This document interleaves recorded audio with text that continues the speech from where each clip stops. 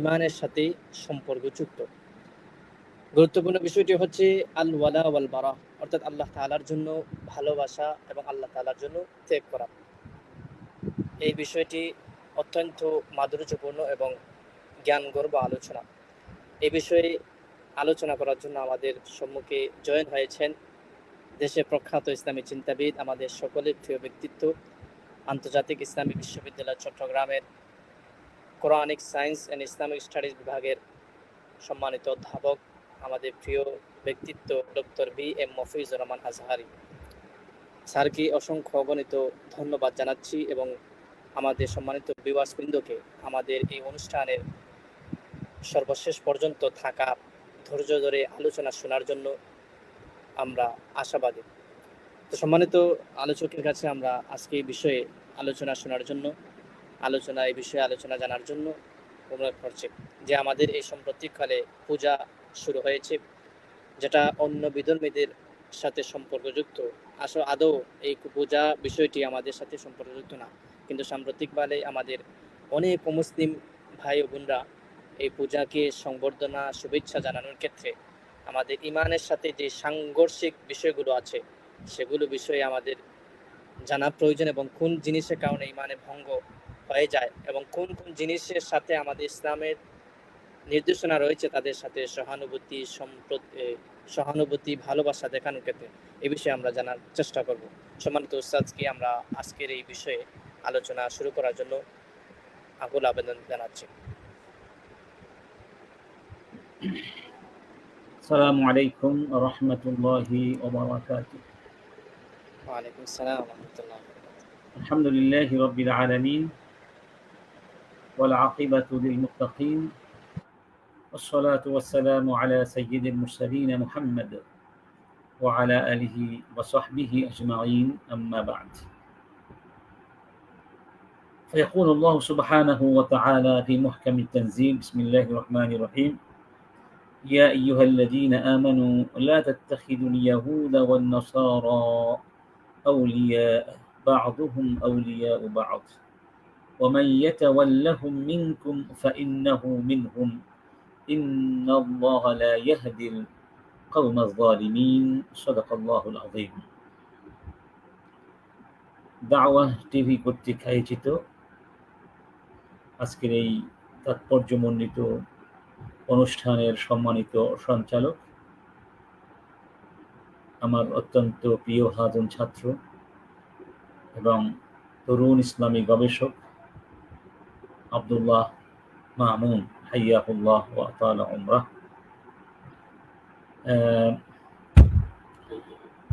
যারা আজকে আমাদের সাথে যুক্ত হয়েছেন দেশ থেকে বিদেশ থেকে, সবাইকে আন্তরিকভাবে শুরুতেই অভিনন্দন জ্ঞাপন করছি এবং আল্লাহ সুবহানাহু ওয়া তাআলার কাছে প্রার্থনা করছি আজকে আমরা যা কিছু বলবো যেন সঠিক কথাগুলো সুন্দরভাবে উপস্থাপন করতে পারি এবং সেই সত্যগুলো বুঝে যেন আমরা তার আলোকে জীবন গঠন করতে পারি। সম্মানিত দর্শক শ্রোতা, আজকে যে বিষয়টির উপরে আমরা কিছু আলোচনা করার প্রয়াস পাব ইনশাআল্লাহ, সে বিষয়টি ইসলামের দৃষ্টিতে অত্যন্ত গুরুত্বপূর্ণ একটি বিষয়। বরং এই বিষয়টিকে বলা হয়েছে আসলুন মিন উসুলিল আকিদা, আসলুন মিন উসুলিত তাওহীদ, তাওহীদের অন্যতম একটি ভিত্তি। ইসলাম যে মৌলিক বিশ্বাসগুলো ধারণ করার জন্যে আমাদেরকে আহ্বান করেছে, সেই মৌলিক বিশ্বাসগুলোর একটি অন্যতম স্তম্ভ হচ্ছে বা বিশ্বাস হচ্ছে আজকের এই বিষয়টি। এই বিষয়টিকে ইসলামের পরিভাষায় এভাবে বলা হয়ে থাকে আল ওয়ালাউ ওয়াল বারাউ ফিল ইসলাম। আল ওয়ালাউ ওয়াল বারাউ, যদিও ইসলামের দৃষ্টিকোণ থেকে বিষয়টি অত্যন্ত গুরুত্বপূর্ণ, কিন্তু এটিও সত্য, দুঃখজনক হলেও সত্য, এই পরিভাষাটি অনেক মুসলিম জানে না, অনেকের কাছেই অপরিচিত। ইসলামের পরিভাষাগুলো, বেশিরভাগ পরিভাষা কিন্তু আমাদের কাছে পরিচিত, আস-সালাতু ওয়াল জিহাদু ওয়াস-সাওমু আল কোরআনু ওয়াস-সুন্নাতু ওয়াস-সালামু ওয়া হাকাযা। কিন্তু এই বিষয়টি, এই পরিভাষাটি ততটা পরিচিত নয়। অবশ্য এর অর্থ, তাৎপর্য, শিক্ষা কিন্তু আমাদের মধ্যে আছে। এজন্য আমরা আবেদন করব, অ্যাপিল করব সকলের কাছে যারা আমরা মুসলিম রয়েছি, এই পরিভাষা দুটো আমরা যেন মনে রাখার চেষ্টা করি। আল ওয়ালাউ ওয়াল বারা, এই শব্দ দুটোর মূলত অর্থ কি? এই শব্দ দুটোর ব্যাখ্যা হচ্ছে যেমনটি দিয়েছেন শেখ মোহাম্মদ, শেখ ইবনে বাজ, অন্যরা বলেছেন যে আল ওয়ালা ওয়াল বারা অর্থ হচ্ছে, আল ওয়ালা মানে হচ্ছে মাহাব্বাতুল মুমিনিন ওয়া মুওয়ালাতুহুম, মানে মুমিনদেরকে ভালোবাসা এবং মুমিনদের সাথে আন্তরিক, সৌহার্দ্যপূর্ণ, হৃদ্যতাপূর্ণ ভালোবাসার বন্ধন স্থাপন করা। এটা হচ্ছে আল ওয়ালা, অর্থাৎ আমাদের বন্ধুত্ব, আমাদের আন্তরিক বন্ধুত্ব, ঐকান্তিক ভালোবাসা থাকবে কাদের সাথে? মুমিনদের সাথে। ওয়া বুগদুল কাফিরিন ওয়াল বারা মানে হচ্ছে বুগদুল কাফিরিনা ওয়া মুআদাতুহুম, কাফের মানে অবিশ্বাসীদের সাথে সম্পর্ক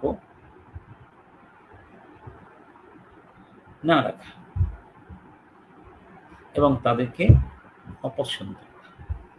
এই ব্যাখ্যা কিন্তু এখনো শেষ হয়নি। আমাদেরকে আবার কেউ ভুল বুঝে বসতে পারে, তাহলে কি আমরা অমুসলিমদের সাথে সম্পর্ক ছিন্ন করে দিব সব ক্ষেত্রেই? না, বিষয়টি সেরকম নয়। এখানে বিষয়টি হচ্ছে ঈমানের প্রশ্নে, অর্থাৎ আমরা আল্লাহ এক, তিনি সার্বভৌম, দাসত্ব শুধু তারই করতে হবে, এই বিশ্বাসে বিশ্বাসী। পক্ষান্তরে যারা এই বিশ্বাস ধারণ করে না, তাদেরকে আমরা বলি অবিশ্বাসী, আমাদের পরিভাষা কাফের। অতএব আমি তো একজন অবিশ্বাসীকে ওইভাবে ভালোবাসতে পারি না যেভাবে আমি একজন ওই ব্যক্তিকে, আমার সহ বিশ্বাসীকে, বিশ্বাসীকে ভালোবাসতে পারি, সে আমার বিশ্বাসে বিশ্বাসী। অর্থাৎ আদর্শিকভাবে, বিশ্বাসগতভাবে, বিশ্বাসগত কারণে আমরা তাদেরকে ভালোবাসতে পারি না। কারণ কুফরি করা যেমন কুফরি, কুফরিতে সন্তুষ্ট হওয়াও কিন্তু কুফরি।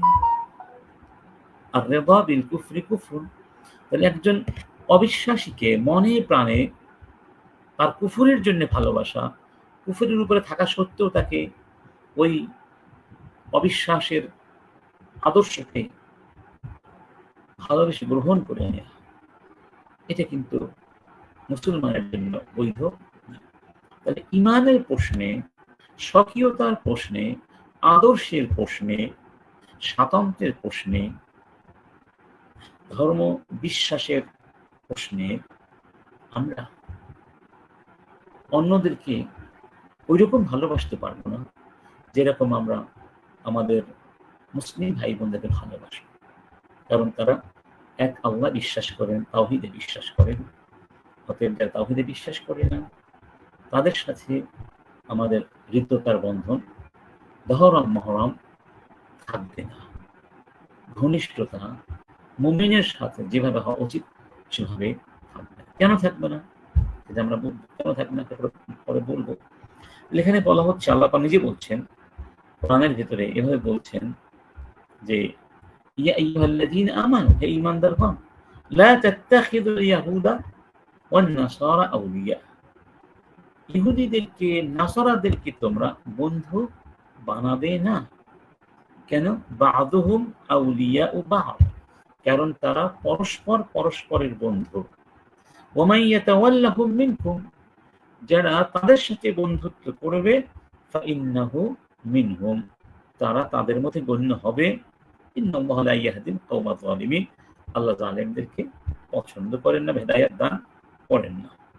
ইব্রাহিম আলাইহিস সালাম বলেছিলেন, ওয়া ইয ক্বালা ইব্রাহিমু লিআবিহি ওয়া কওমিহি ইন্নানি বারাউম মিম্মা তা'বুদুন ইল্লাল্লাযী ফাতারানি ফাইন্নাহু সাইয়াহদিন, যে ইব্রাহিম আলাইহিস সালাম তার নিজের বাবা, জন্মদাতা বাবা যিনি মূর্তি পূজা করতেন, তাকে বলেছিলেন যে বাবা, তিনি তার বাবাকে বলেছিলেন, তার কওমকে বলেছিলেন যে তোমাদের সাথে আমার কোনো সম্পর্ক নেই, অর্থাৎ মিম্মা তা'বুদুন ইন্নানি বারাউম মিম্মা তা'বুদুন, তোমরা যে সমস্ত মূর্তির পূজা করছো, গায়রুল্লাহর পূজা করছো, তাগুতের পূজা করছো, আল্লাহকে বাদ দিয়ে, তাদের সাথে আমার কোনো সম্পর্ক নেই। আমি বারা, মানে আনা বারিউম মিনকুম, এটি হচ্ছে বারা। তাহলে বারা মানে সম্পর্ক ছিন্ন করে দেওয়া, আর ওয়ালা মানে ভালোবাসার বন্ধন রচনা করা। সম্পর্ক ছিন্ন হবে কোন ক্ষেত্রে? যে ক্ষেত্রে তারা আল্লাহর সাথে কাউকে শরীক করবে, আল্লাহর সঙ্গে অংশীদার করে ইবাদত করবে, সেই ক্ষেত্রে আমরা তাদের সাথে কোনো সম্পর্ক রাখতে পারবো না। আচ্ছা, তাহলে বারা হবে কাদের সাথে? ওয়ালা হবে। এটা কিন্তু আমরা যখন পড়লাম ঈমানের যে প্রথম কথা লা ইলাহা ইল্লাল্লাহ, এখানে কিন্তু এই দুটো জিনিস আছে। লা ইলাহা এর মাধ্যমে আমরা বারা, বারা মানে শিক্ষা আল্লাহ দিচ্ছি। ছাড়া যত ইলাহ মানুষ গ্রহণ করেছে, আল্লাহ ছাড়া অন্য কাউকে যারা পূজা করছে, সকলের সাথে আমাদের সমস্ত সম্পর্ক ছিন্ন করে দিলাম, ইল্লাল্লাহ, তবে তাদের সাথে নয় যারা আল্লাহকে ইলাহ হিসাবে মেনে নিয়েছে। মেনে নিয়েছিল। কালেমার মধ্যে কিন্তু আছে আল ওয়ালাউ ওয়াল বারাউ ওয়াল আছে। বারা। আল্লাহ পাক সূরা আহজাবের শেষে বলছেন, সরি সূরা আশ-শুরা, সূরা আল-নাজওয়া, আল-মুজাদালা শেষে আল্লাহ বলছেন যে লা তাজিদু কওমান ইউমিনুনা বিল্লাহ, লা তাজিদু কওমান ইউমিনুনা বিল্লাহ, অর্থাৎ তুমি কশিনকালেও এরকম পাবে না যে একটা জাতি যারা আল্লাহকে বিশ্বাস করে, যারা আল্লাহকে বিশ্বাস করে এমন কাউকে তুমি এভাবে পাবে না, ইওয়াদুনা মান হাদ্দাল্লাহা ওয়া রাসূলাহু, তারা ওই লোকদেরকে বন্ধু হিসেবে গ্রহণ করে নিয়েছে যারা আল্লাহ এবং রাসূলের সাথে শত্রুতা লালন করে। যারা আল্লাহ এবং রাসূলের বিরুদ্ধে শত্রুতা লালন করে, তাদের সাথে আল্লাহ বিশ্বাসী ব্যক্তিরা কখনোই হৃদ্যতার, বন্ধুত্বের বাঁধন সৃষ্টি করতে পারে না। ওয়ালাউ কানু আবাআহুম আও আবনাআহুম আও ইখওয়ানাহুম আও আশীরাতাহুম, এমনকি তারা যদি সন্তানও হয়, বাবাও হয়, ভাই ব্রাদারও হয়, গোত্রীয় দলীয় লোকজন হয়, তারপরেও নিজের সন্তানও যদি আল্লাহ রাসূলের বিরুদ্ধে চলে যায়, তাহলে ঈমানদার সেই সন্তানকে কি করতে পারবে না, তার সাথে হৃদ্যতার বাঁধন রাখতে পারবে না, ঠিক। এমন কথা। কারণ সে আল্লাহ এবং রাসূলের বিরুদ্ধে চলে গিয়েছে। দেখুন, নূহ আলাইহিস সালাম যখন তিনি নৌকায় আরোহণ করলেন, তার নিজের সন্তান নৌকায় উঠে নাই, পাহাড়ে আরোহণ করেছিল। তখন তিনি ডাক দিয়ে বলেছিলেন, ইয়া বুনাইয়া ইরকাব মা'না, ইয়া বুনাইয়া ইরকাব মা'না ওয়ালা তাকুন মা'আল কাফিরিন, হে বৎস, হে আমার সন্তান, আমাদের সাথে এসো, তুমি কাফেরদের সাথে যেও না। তখন সে বলেছিল, সাআওই ইলা জাবাল ইয়াসিমুনি মিনাল মা, আমি পাহাড়ে উঠব, পাহাড়ের শীর্ষে উঠব, পাহাড় আমাকে পানি থেকে, প্লাবন থেকে বাঁচিয়ে দেবে। ওয়াহালা বাইনাহুমাল মাওজু ফাকানা মিনাল মুগরাকিন, সেই মুহূর্তে একটা আকাশচুম্বী ঢেউ এসে তার সন্তানকে তার চোখের সামনে শরীর সমাধিস্থ করে দিল। তিনি ঠিক। নবী হওয়া সত্ত্বেও আল্লাহকে বলেছিলেন, ওয়ানাদা নূহু রাব্বাহ ফাকালা রাব্বি ইন্না বিনি মিন আহলি ওয়া ইন্না ওয়া'দাকাল হক ওয়া আনতা আরহামুর রাহিমিন। হে আল্লাহ, আমার বৎস, আমার ছেলে, সে তো আমার আহাল, মানে পরিবারভুক্ত, সে আমার আহালের সদস্য, আর তোমার ওয়াদা তো সত্য, তুমি আহকামুল হাকিমিন, তো আল্লাহ তুমি আমার সন্তানকে বাঁচাও। তখন আল্লাহ কি বলেছিলেন, ক্বালা ইয়া নূহ ইন্নাহু লাইসা মিন আহলিক, সে তোমার পরিবারভুক্ত নয়, ইন্নাহু আমালুন গায়রু সালিহ, সে অন্যায় কাজ করেছে, অপকর্ম করেছে। চিন্তা করে দেখুন, ঔরসজাত সন্তান, আল্লাহ বলছে সে তোমার পরিবারভুক্ত নয়। এই যে সম্পর্কটা ছিন্ন হয়ে গেল কি কারণে? কুফরির কারণে। এটিকে বলা হয় বারা, এটি হচ্ছে বারা। আল্লাহ পাক কত কঠোর কি ব্যাপারে বললেন, ফালা তাসআলনি মা লাইসা লাকা বিহি ইলম ইন্নী আ'ইযুকা আন তাকুনা মিনাল জাহিলিন। নূহ, যেই ব্যাপারে তুমি জানো না সেই ব্যাপারে আমার কাছে প্রশ্ন করো না, প্রার্থনা করো না। আমি তোমাকে নসিহত করলাম যেন তুমি অজ্ঞদের অন্তর্ভুক্ত না হয়ে যাও। তো নবী বললেন, ক্বালা রাব্বি ইন্নী আউযু বিক আন আসআলাকা মা লাইসা লি বিহি ইলম ওয়া ইল্লা তাগফির লি ওয়া তারহামনি আকুন মিনাল খাসিরিন। হে আল্লাহ, আমাকে মাফ করে দাও, আমি বুঝতে পারিনি, এই কাজ আমি আর করবো না। আমি যেন এমন কিছু তোমার কাছে না চাই যেটা আমি জানি না, তুমি রহম না করলে, মাফ না করলে আমি ক্ষতিগ্রস্ত হয়ে যাব। কঠিন একটা বিষয়। এই জন্য রাসূল কারীম বলেছেন, মান আহাব্বা লিল্লাহ ওয়া আবগাদা লিল্লাহ ফাকাদ ইসতাকমালা আল ঈমান। যে ব্যক্তি আল্লাহর জন্য ভালোবাসবে অথবা আল্লাহর জন্যই অপছন্দ করবে, তার ঈমান পূর্ণ হয়ে গেল।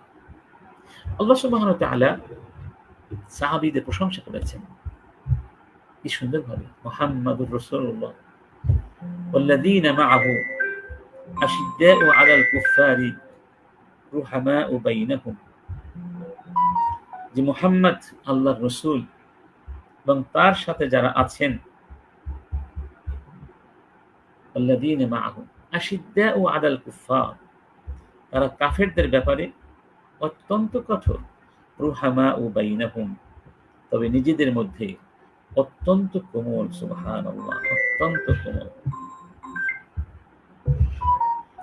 চিন্তা করে দেখুন, এখানে ওয়ালা আল ওয়ালা ওয়াল বারা কিন্তু আছে, যে আশিদ্দাউ আলাল কুফফার রুহামাউ বাইনাহুম, যে তারা কাফেরদের প্রতি অত্যন্ত কঠোর এবং নিজেদের মধ্যে অত্যন্ত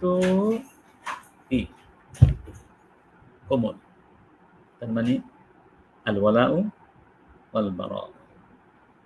যে হোক, এখানে মোটামুটি কথা হচ্ছে যে আমাদের মিত্রতার সম্পর্ক থাকবে, আমাদের দহরম মাহরম থাকবে, আমাদের আন্তরিকতা থাকবে, আমাদের সর্বাত্মক ভালোবাসা থাকবে যারা আল্লাহকে এবং তার রাসূলকে ভালোবাসে, একাত্মবাদে বিশ্বাস করি। পক্ষান্তরে যারা এই সত্য ধারণ করে না, তাদের সাথে আমাদের এই মিত্রতার বন্ধন থাকতে পারবে না, এটা আল্লাহ সিদ্ধান্ত। তবে এই কথাগুলো খুব খেয়াল করে শোনা দরকার, যাতে করে কেউ আমাদের ভুল না বোঝেন যে আমরা সাম্প্রদায়িকতা ছড়াচ্ছি। না, আমরা সাম্প্রদায়িক সম্প্রীতির কথা বলি, তবে তার অর্থ এই নয় নিজেদের ধর্ম, নিজেদের স্বাধীনতা, নিজেদের স্বকীয়তা, আত্মপরিচয়, আইডেন্টিটি সবকিছু বিসর্জন দিয়ে অন্যদের মাঝে বিলীন হয়ে যাওয়ার নাম কিন্তু সাম্প্রদায়িক সম্প্রীতি নয়। বরং আমাদের ধর্ম থাকবে, আমাদের বিশ্বাস আমাদের কাছে থাকবে, আমার আদর্শ অটুট থাকবে।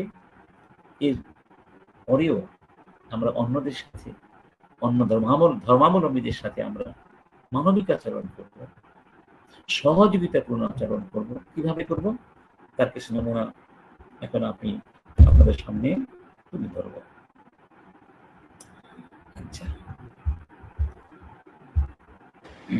একটা হচ্ছে জি উস্তাদ, মানে একটু এই বলেন বিষয়গুলো আমাদের স্পষ্ট হওয়া দরকার যে অমুসলিমদের সাথে তাহলে আমাদের আচরণটা কেমন হবে, ঠিক না?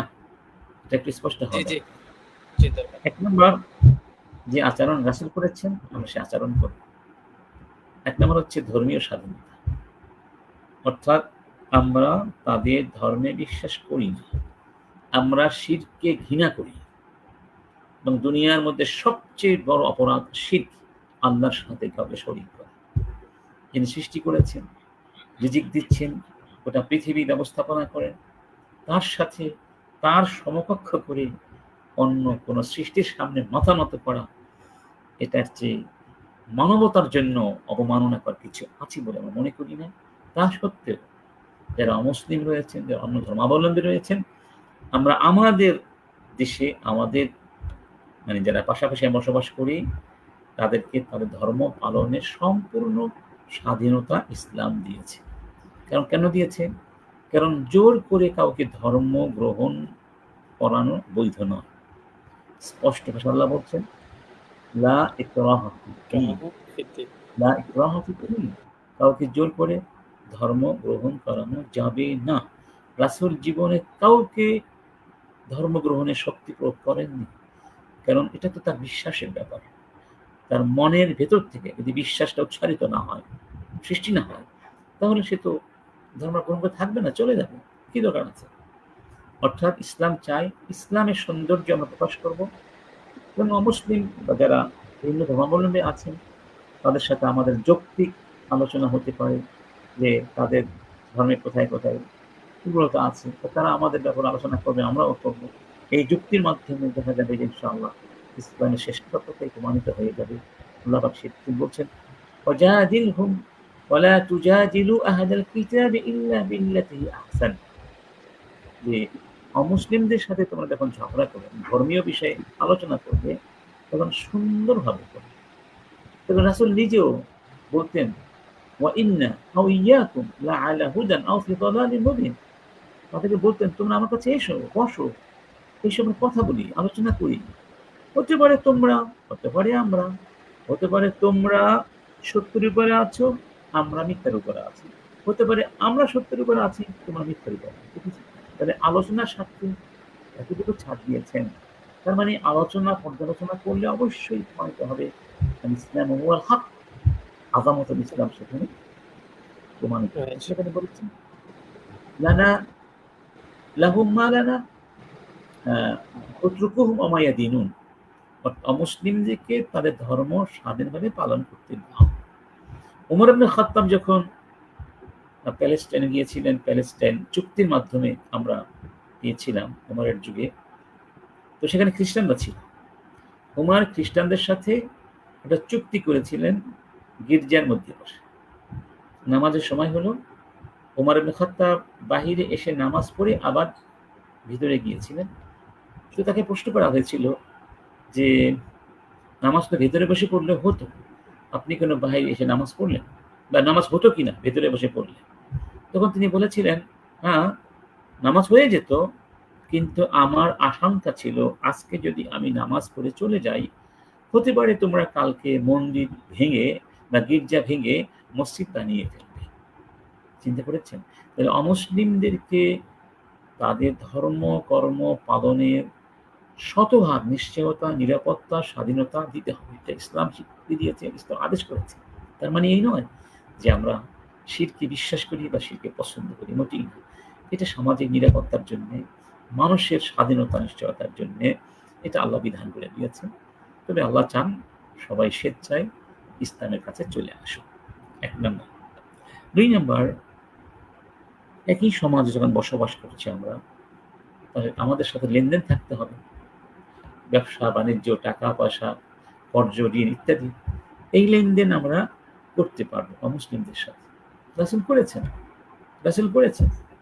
রাসূল যখন মারা গেলেন, তখন রাসূলের কাছে একটা বর্ম ছিল, ইহুদির বর্ম। রাসূল ইহুদির কাছ থেকে ঋণ করেছিলেন এবং সেই ঋণ হিসাবে সরি রাসূলের রাসূলের বর্মটা বন্ধক ছিল ইহুদির কাছে। কারণ রাসূল ঋণ নিয়েছিলেন। এখন আমার প্রশ্ন হলো, একটু চিন্তা করে দেখবেন আপনারা, যে মদিনায় এত সাহাবী ছিলেন, তাদের মধ্যে অনেক ধনবান সাহাবী ছিলেন। রাসূলকে চাইলে তারা ঋণ দিতেন না? অবশ্যই দিতেন। রাসূল কেন ইহুদির কাছ থেকে ঋণ নিয়েছিলেন, আবার বন্ধকও রেখেছিলেন? এটা আমাদেরকে শিক্ষা দেওয়ার জন্য। তাহলে বোঝা গেল অমুসলিমদের কাছ থেকে ঋণ নেয়া যাবে, ঋণ দেয়া যাবে তাদেরকে, টাকা পয়সা লেনদেন করা যাবে, ক্রয় বিক্রয় করা যাবে। এটা সামাজিক আচার-আচরণ, এতে কোনো আপত্তি নেই। বরং রাসূল এক ইহুদি থেকে ঋণ নিয়েছিলেন এবং কথা ছিল রাসূল নির্দিষ্ট সময়ে ঋণ শোধ করবেন। ইহুদি ওই সময় আসার আগেই এসে রাসূলকে বলল, মুহাম্মদ, আমার ঋণ আদায় করে দাও। নবীজি বললেন, এখনো তো সময় হয়নি। ইহুদি বলল, এত কিছু বুঝি না। তোমরা আব্দুল মুত্তালিবের গোষ্ঠী, শুধু টাল বাহানা করো, মানুষের টাকা পয়সা নিয়ে ঠিকমতো আদায় করে দাও না। অনেক কর্কশ, কঠিন, নির্মম এবং কদর্য ভাষায় রাসূলের সাথে কথা বলেছিল। ওমর তখন ধমক দিয়েছিলেন ইহুদিকে। রাসূল ওমরকে বললেন, এই এই আচরণ আমি পছন্দ করি না। ওমর, তুমি এটা করতে পারো না। যেহেতু সে সাহেবুল হক, তুমি তাকে বলতে পারতে, ভাই তুমি ভালো করে চাও, ভালো করে কথা বলো। আমাকে বলতে পারতে, রাসূল তার ঋণটা শোধ করে দেওয়া যায় কিনা, কোনো উপায় আছে কিনা। তুমি সেটা না করে উল্টো ইহুদিকে এভাবে ধমক দিলে, যাও ঋণটা শোধ করে দিয়ে আসো। তো যখন ঋণ শোধ করলেন এবং অতিরিক্ত কিছু বৃদ্ধি করে দিলেন, ঋণ শোধ করার সময় ইচ্ছে করলে বাড়িয়ে দেওয়া যায়, পূর্ব শর্ত ছাড়া। তখন সে ইহুদি বলল, ওমর, তুমি আমাকে বাড়িয়ে দিলে কেন? ওমর বললেন, রাসূল আমাকে বলেছেন যেন তোমাকে আরো বাড়িয়ে দেই। তখন ইহুদি বলল, ওমর, তুমি কি আমাকে চিনো? বললেন, তোমাকে চিনতে পারিনি। বললেন, আমি যায়েদ বিন দাসানা। তুমি যায়েদ? বললেন, হ্যাঁ। তুমি এত বড় পণ্ডিত, ইহুদি পণ্ডিত, তোমার নাম তো অনেক শুনেছি। তুমি কি করে রাসূলের সাথে এমন আচরণ করতে পারো? তখন যায়েদ বলেছিল,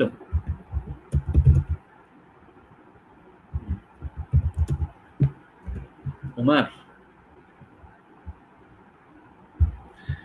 আমি শেষ নবীর সব বৈশিষ্ট্য আসমানি কিতাবে পেয়েছি, সব জানি।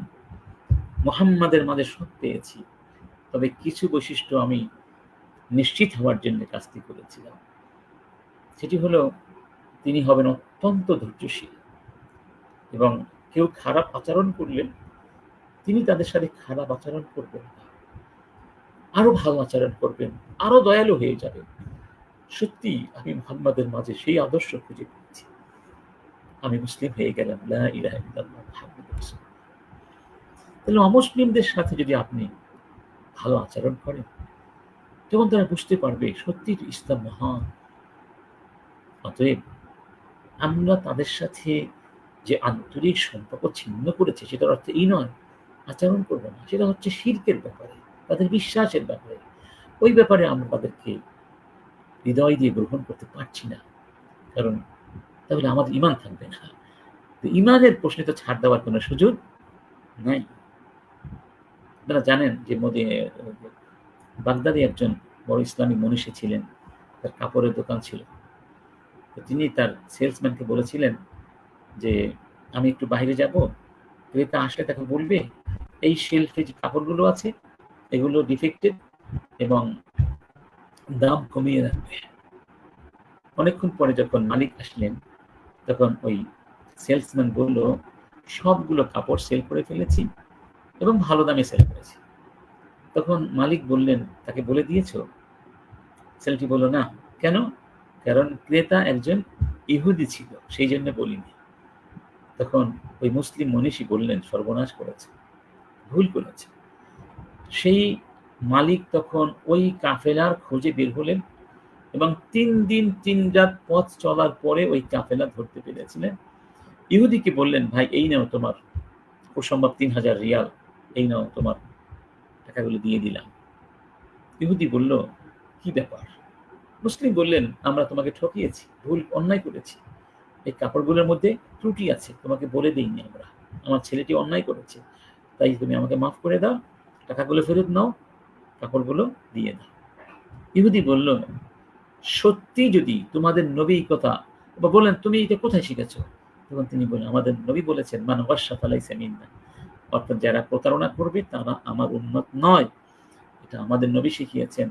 তখন ইহুদি বলল, সত্যি যদি তোমাদের নবী এ কথা বলে থাকেন, দেখো ভাই, আমি কাপড় ফেরত দেব না, এই টাকাও ফেরত নেব না, বরং এই নাও তোমাকে আরো 3000 দিনার দিলাম। কারণ তোমার ছেলের কাছে বা তোমাদের যে টাকাটা দিয়েছিলাম, সেই টাকাগুলো ছিল ফেক নোট, জাল নোট। এগুলো হলো আসল নোট। তোমাকে আরো 3000 টাকা দিলাম, আমি মুসলিম হয়ে গেলাম। এই ছিল আমাদের আচরণ অমুসলিমদের সাথে। তাহলে দেখা গেল যে আপনার ধর্মীয় ক্ষেত্রে তাদের স্বাধীনতা আছে এবং মুআমালাতের ক্ষেত্রে তাদের সাথে আমাদের মধুর আচরণ থাকবে। এমনকি আপনার প্রতিবেশী যদি থাকে অমুসলিম, তাহলে ইসলাম বলেছে তাদের একটা অধিকার আছে। মানে যদি প্রতিবেশী মুসলিম হয়, আত্মীয় হয়, তার ৩টি অধিকার: ইসলামের অধিকার, আত্মীয়তার অধিকার এবং প্রতিবেশিত্বের অধিকার। অমুসলিম হলে একটি অধিকার, সেটি হলো প্রতিবেশিত্বের অধিকার। আব্দুল্লাহ ইবনে ওমর যখন ছাগল জবাই করতেন, পশু জবাই করতেন, প্রথম বলতেন, আমার ইহুদি প্রতিবেশীকে গোশত দিয়ে এসো। তো তাকে একবার বলা হলো, ইহুদি, তাকে আপনি এত সম্মান করছেন কেন, এত খোঁজখবর কেন নিচ্ছেন, এত গুরুত্ব কেন দিচ্ছেন? তখন তিনি বলেছিলেন, আমি রাসূলকে বলতে শুনেছি, মা যালা জিবরিলু ইউসিনি বিল জার হাত্তা যানানতু আন্নাহু সাইওয়ারিসু, যে জিবরাইলকে আমি এত বেশি তাগিদ দিতে শুনেছি। রাসূল কারীম বলছেন, তিনি এত বেশি তাগিদ দিতেন প্রতিবেশীর হকের ব্যাপারে, যে আমার আশঙ্কা হয়েছিল প্রতিবেশীকে যেন উত্তরাধিকারী বানিয়ে দেয়া হতে পারে। এইজন্য আমি আমার প্রতিবেশীকে সম্মান করছি। অথচ সে ইহুদি ছিল। এই যে প্রতিবেশিত্বের যে একটা সৎ প্রতিবেশিত্ব, অমুসলিম হলেও সমানভাবে তার সাথে কিন্তু সেটা আচরণ করতে হবে। বাগদাদে একজন মুসলিম মনীষী ছিলেন, তার নাম ছিল সাহাল আত-তাস্তুরি রাহিমাহুল্লাহ। সাহাল আত-তাস্তুরি অনেক বড় মনীষী ছিলেন, সুফি ছিলেন, তো অনেক বড় লেখকও ছিলেন। তার যখন মৃত্যুর সময় চলে আসলো, তো মুমূর্ষু অবস্থায় তিনি তার ইহুদি প্রতিবেশীকে ডাকলেন, ডেকে বললেন, ভাই, তুমি সারা জীবন তোমার ঘরের মলগুলো ঝাড়ু দিয়ে আমার ঘরের দিকে ছুঁড়ে মেরেছ, আমি কোনোদিন তোমাকে কিছু বলিনি। তখন ইহুদি বলল, সত্যি আমি তাই করেছি, তোমাকে কষ্ট দেওয়ার জন্য, কারণ তুমি মুসলিম। তুমি কেন কিছু বলনি কোনোদিন? মুসলিম বললেন, কারণ আমাদের নবী শিখিয়েছেন, প্রতিবেশী কষ্ট দিলে সেটি সহ্য করো, তাই আমি সহ্য করেছি। এহসান, এটা হলো এহসান। তো তখন ইহুদি বলল, ওই মুসলিম বললেন, দেখো ভাই, আমি যদি মরে যাই, তোমার কাছে আবেদন, দয়া করে এই কাজটি আর করো না, কারণ আমার সন্তান তোমার সাথে কেমন আচরণ করবে তা তো আমি জানি না, তুমি কাজটি আর করো না। তখন ইহুদি বলল, এই যদি হয় তোমাদের ধর্ম, আমি তাহলে তোমাদের ধর্ম গ্রহণ করলাম। তাহলে প্রতিবেশিত্বের ক্ষেত্রে ইসলাম শিখিয়েছে তাদের সাথে ভালো আচরণ। তারপরে ধরুন, এই যে অসুস্থ হলে সেবা যত্ন করা। আমরা যদিও বলি যে পূজায় শুভেচ্ছা জ্ঞাপন করা হারাম, কিন্তু এর অর্থ এই নয় যে অসুস্থ হয়ে গেলে আমরা তাদের কাছে যাব। রাসূল কারীম, তারা ইহুদি যুবক খাদেম ছিলেন, তো যখন শুনলেন সেই ইহুদির যুবক অসুস্থ হয়ে গিয়েছেন, রাসূল তখন সেই যুবকের ঘরে গিয়েছিলেন, ইহুদি যুবক, এবং তার মাথায় হাত রাখলেন, তাকে আদর করলেন, এক পর্যায়ে আহ্বান করলেন, হে যুবককে, মুসলিম হয়ে যাও, আদর করে বললেন। তো ইহুদি যুবক অনেকটা বিব্রত হয়ে গেল, যে রাসূলের মতো ব্যক্তি, মদিনা রাষ্ট্রের রাষ্ট্রপ্রধান নবী আমার ঘরে এসেছেন। তো সে খুব করলো, মানে বুঝতে পারল কি করবে। তো একবার রাসূলের দিকে তাকায়, একবার তার বাবার দিকে তাকায়। তখন তার বাবা তাকে বলেছিলেন, ইয়া ফাতা, ইয়া বুনাই, আতি আবাল কাসিম, মানে তুমি আবুল কাসিম যা বলছে তাই শোনো। তখন যুবক কালেমা পড়ে মুসলিম হয়ে গিয়েছিল। তাহলে অমুসলিম অসুস্থ হয়ে গেলে তাদেরকে সেবা যত্ন করা, এটা মুসলমানের দায়িত্ব, নৈতিক দায়িত্ব। তারা অভাবী হলে তাদের অভাব বিমোচন করার জন্য এগিয়ে আসা, এটা আমাদের দায়িত্ব। সেক্ষেত্রে আমরা একেবারে সবার আগে চলে যাব। ওমর ইবনে খাত্তাব যখন বের হলেন রাস্তায়, দেখলেন এক লোক বৃদ্ধ ভিক্ষা করছে। গিয়ে বললেন, তুমি কেন ভিক্ষা করছো? ইসলামের রাস্তায় ভিক্ষা করতে হয় না। তখন সেই লোকটি বলল, আমি তো ইহুদি, যতদিন ইয়াং ছিলাম শ্রম করে উপার্জন করতে পারতাম, উপার্জন করেছি, ট্যাক্স দিয়েছি। এখন তো আমি বৃদ্ধ, উপার্জন করতে পারছি না।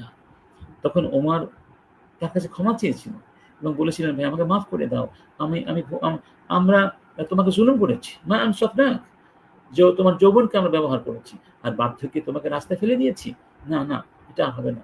সাথে সাথে তিনি আইন করে দিলেন, নির্দেশ করে দিলেন, যে রাষ্ট্রে মুসলিম অমুসলিম যত মানুষ আছে, বৃদ্ধ, অসুস্থ, যারা উপার্জনক্ষম নয়, উপার্জন করতে পারছে না, তাদের জন্য স্থায়ী মাসিক সম্মানজনক ভাতার ব্যবস্থা করে দেওয়া হলো। এখানে কি অমুসলিম বলে কোনো পার্থক্য করা হয়েছিল? না, অমুসলিমদের অধিকার সমান সমান, এটাই ইসলাম। এবং তাদের প্রতি যে সম্মান বা শ্রদ্ধা, সবই ঠিক আছে, শুধু আকীদার ব্যাপারে কিন্তু আমরা তাদেরকে হৃদ্যতার সাথে গ্রহণ করতে পারছি। ন্যায় বিচারের প্রশ্ন কোনো পার্থক্য নেই, ন্যায় বিচার সবার জন্য সমান। ওমর ইবনে খাত্তাবের যুগের কথা ধরুন, যে মিশরের গভর্নর ছিলেন আমর ইবনে আস, তার একটা ছেলে ছিল, ইয়াং ছেলে, একটু বিপদগামী ছিল। সেই ইয়াং ছেলে এক কিপ্তি, ইহুদি কিপ্তি যুবককে অন্যায়ভাবে আঘাত করেছিল। সেই কিপ্তি যখন বললেন, ভাই আমাকে মেরো না, আমি তো অন্যায় করিনি, আমি কিন্তু তোমার নামে খলিফার কাছে নালিশ করব। তখন সেই যুবক বলেছিল, করো, আমার কিছু হবে না, আমি তো গভর্নরের ছেলে, আমি ভালো মানুষের, আনা ইবনুল আকরামি, আমি হলাম সমাজের উঁচু শ্রেণীর, এলিট শ্রেণীর মানুষের সন্তান। তখন ওই যুবক সত্যি সত্যি হজের মৌসুমে উমারের কাছে গিয়ে নালিশ করেছিল।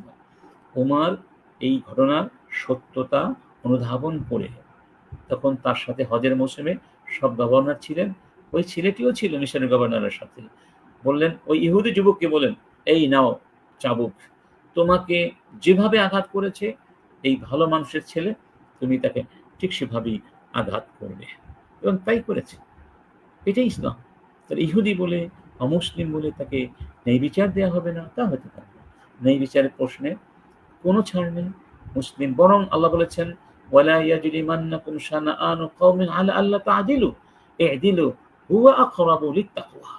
কারো সাথে যদি তোমাদের শত্রুতা থাকে, তাহলে তাদেরকে শত্রুতার জের ধরে আবার অবিচার করো না, বরং তাদেরকে ন্যায় বিচার করো। এটি হচ্ছে তাকওয়ার পথ, এটি হচ্ছে ন্যায় বিচারের পথ, সত্যের পথ, সৌন্দর্যের পথ। এভাবে আমরা একটু একটু করে দেখি, রাসূলুল্লাহ মুসলিম হাদিয়া গ্রহণ করেছে। আমাদের হাদিয়ার বিনিময় হতে পারে, হ্যাঁ, তাদের অসুস্থতা তাদেরকে আমরা দেখতে যেতে পারি। এমনকি তারা যদি আপনার গরিব হয়, তার সদাকা, দান সদাকা তাদেরকে দেওয়া যেতে পারে। যাকাতের ব্যাপারটা আলাদা, যাকাত ছাড়াও তো কত দান খয়রাত আছে। আল্লাহ পাক বলছেন, ওয়া ইন জাহাদাকা আলা আন তুশরিকা বিমা লাইসা লাকা বিহি ইলম ফালা তুতি'হুমা ওয়া সাহিবহুমা ফিদ দুনিয়া মা'রুফা। অর্থাৎ তোমার বাবা-মা যদি মুশরিক হয় এবং তোমাকে শিরিক করতে বলে, তাহলে শিরিকের ক্ষেত্রে তাদের সাথে কোনো সম্পর্ক নেই। কিন্তু এর বাহিরে তুমি তাদের সাথে ভালো আচরণ করবে। সুবহানাল্লাহ, স্পষ্ট কথা। আনুগত্য করবে, ভালো আচরণ করবে। এবং যখন আবু বকর রাদিয়াল্লাহু মেয়ে আসমা বলেছিলেন যে, আমার মা এসেছেন, আমার মা তো এখন মুশরিকা, ইসলাম গ্রহণ করেননি। তো রাসূলকে বললাম যে, ইন্না উম্মি কাদিমাত ওয়া হিয়া রাগিবা আফা আসিলু উম্মি, যে আমার মা আমার বাসায় এসেছেন, আমার মা এখন ইসলাম গ্রহণ করেননি, করতে হতে পারেন, আগ্রহ আছে, আমি কি তার সাথে ভালো আচরণ করব, আত্মীয়তার বাঁধন বজায় রাখবো? রাসূল কারীম বললেন, নাম সিলি উম্মাক, অবশ্যই তুমি তোমার মায়ের সাথে ভালো আচরণ করবে। এই যে মানে অমুসলিম হওয়া সত্ত্বেও কিন্তু বাবা হিসাবে, মা হিসাবে তাদের যে অধিকারগুলো আছে সেগুলো দিতে বলা হয়েছে, সম্পর্ক ভালো রাখতে বলা হয়েছে। কিন্তু ঈমানের প্রশ্নে তাদের আনুগত্য করতে নিষেধ করা হয়েছে। এটাই হলো বারা। তাহলে আল ওয়ালাউ ওয়াল বারা, এটা হচ্ছে আমাদের একটা মৌল বিশ্বাস, বরং ইসলামের প্রাণ কথা। এটাই তো ইসলাম। মানে ইসলাম মানে হলো আল্লাহর সাথে সম্পর্ক রাখা, শয়তানের সাথে সম্পর্ক ছিন্ন করে দেওয়া। ভালো জিনিসের সাথে সম্পর্ক রাখা, খারাপের সাথে সম্পর্ক ছিন্ন করে দেওয়া। তাহলে আমাদের সম্পর্ক, আমাদের বন্ধন, আমাদের ভালোবাসা হবে কি জন্য? আল্লাহর জন্য। অতএব আল্লাহকে যারা ভালোবাসে, আমরাও হৃদয় দিয়ে তাদের গ্রহণ করে নেব। আর আল্লাহর সাথে যাদের সম্পর্ক নেই, তাদের সাথে হয়তো আমরা দুনিয়ার জীবনে সামাজিক আচরণ করব, মানবিক আচরণ করব, ন্যায়ানুগ আচরণ করব।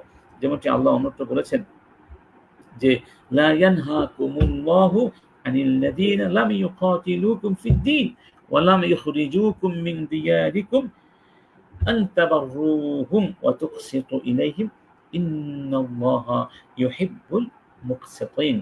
সূরা আল-মুমতাহানা আয়াত নাম্বার ৮। আল্লাহ বলছেন যে, যারা তোমাদের সাথে যুদ্ধ করেনি, তোমাদেরকে তোমাদের বাড়িঘর থেকে বের করে দেয়নি, অমুসলিমরা, তাদের সাথে তোমরা ন্যায়ানুগ আচরণ করবে। এই ব্যাপারে কোনো বাধা নাই। কারণ আল্লাহ ন্যায়ানুগ আচরণকে, ন্যায়বাদীদেরকে, ন্যায় বিচারকারীদেরকে ভালোবাসেন।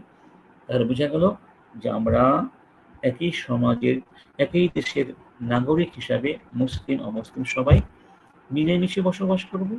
আমরা তাদেরকে তাদের ধর্ম পালনে বাধা দিব না, তারাও আমাদের ধর্মে বাধা দিবে না। আমরা তাদের কোনো অধিকার ক্ষুণ্ণ করব না, তারাও আমাদের কোনো অধিকার ক্ষুণ্ণ করবে না। আমরা তাদের বিরুদ্ধে কোনো ষড়যন্ত্র করব না, তারাও কি আমাদের ধর্ম, আমাদের স্বাধীনতা, আমাদের স্বকীয়তা, আমাদের বিশ্বাস, আমাদের আদর্শের বিরুদ্ধে অবস্থান গ্রহণ করবে না। এটাই হলো সহাবস্থানের মৌলনীতি। এবং এই সহাবস্থান আমরা যুগ যুগ ধরে এদেশে ধরে রেখেছি। এটাই আমরা সবসময় চাই। আবার বলছি, সহাবস্থান, শান্তিপূর্ণ সহাবস্থান, এটা ইসলাম আমাদেরকে শিখিয়েছে। তবে আমাদের স্বকীয়তা, আমার ঈমান বিক্রয় করে নয়, অথবা আমাদের মুসলিম বৈধ স্বার্থের বিরুদ্ধে গিয়ে অমুসলিমদেরকে সহযোগিতা করা নয়। বৈধ সাথে কথা বলেছি, সত্য যার সাথে থাকবে আমরা তার সাথে থাকবো। যেমন ধরুন, এক সাহাবী বললেন, ইয়া রাসূলুল্লাহ, আমিনাল আসাবিয়্যা আইয়ানসুরা আর-রাজুলু আখাহু, মানে কোন ব্যক্তি যদি তার ভাইকে সাহায্য করে, তাহলে এটা কি সাম্প্রদায়িকতা হবে? কারণ সে তার ভাই। তখন রাসূল কারীম বললেন, না, এটা সাম্প্রদায়িকতা নয়। ভাই ভাইকে সাহায্য করবে, এটাই তো নিয়ম। কিন্তু সাম্প্রদায়িকতা হলো কি, আইয়ানসুরা আর-রাজুলু আখাহু ওয়া হুয়া যালিম। অর্থাৎ যদি এমন হয় যে কোনো ব্যক্তি তার ভাইকে সাহায্য করছে, কিন্তু সে জানে তার ভাই জালেম, মানে ভাই জালেম এটা জানা সত্ত্বেও যদি ভাইয়ের পক্ষে দাঁড়ায় আর মাজলুমের বিপক্ষে দাঁড়ায়, তাহলে এটাকে বলা হয় সাম্প্রদায়িকতা। অর্থাৎ ন্যায়, হক যদি একজন অমুসলিমের পক্ষেও থাকে, আমি তার পক্ষে থাকবো। সুবহানাল্লাহ, সুবহানাল্লাহ। সাহাবীর জীবনে এর অসংখ্য তুলনা আছে, ইতিহাস আছে। অতএব আমাদের দায়িত্ব হচ্ছে আমাদের এই সৌন্দর্যগুলো, ইসলামের সৌন্দর্যগুলো আমরা তুলে ধরার চেষ্টা করব। অমুসলিমদের সাথে আমাদের এই মানবিক সম্পর্ক, ন্যায়ানুগ সম্পর্ক, সামাজিক সম্পর্ক, এগুলো সবসময় ছিল, থাকবে। আমরা মিলেমিশে আছি, থাকবো ইনশাআল্লাহ। আমাদের দেশে অতুলনীয় সাম্প্রদায়িক সম্প্রীতি আছে। কোনোদিন কোনো মসজিদে, কোনো ওয়াজে কেউ কোনোদিন বলেনি যে তোমরা মন্দির ভেঙে দাও, কারণ মন্দির ভাঙা বৈধ নয়, বা কাউকে জোর করে মুসলিম বানাও, এটা বৈধ নয়। এই জন্য যারা বলে যে স্বাধীনতা যুদ্ধের সময় এদেশের আলেমরা অমুসলিমদের জোর করে মুসলিম বানিয়েছে, এটা মিথ্যা কথা, চূড়ান্ত মিথ্যা কথা।